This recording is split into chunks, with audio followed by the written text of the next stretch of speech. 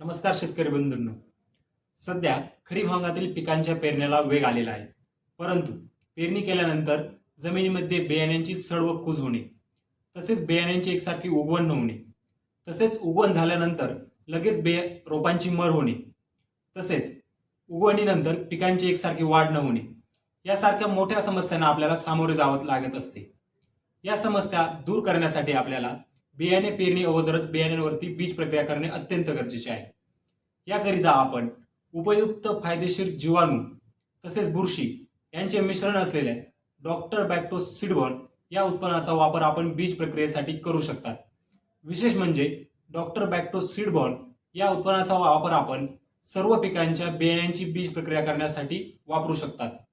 1 ग्राम doctor सीडबॉर्न हे आपण प्रति किलो बियाणे या प्रमाणात बीज प्रक्रियेसाठी वापरू शकतात, किंवा 25 ग्राम 1 लिटर पाण्यामध्ये विरघळून आपण त्यामधील 10 ml सोल्युशन आपण प्रति किलो बियाणे या प्रमाणात वापरू शकतात.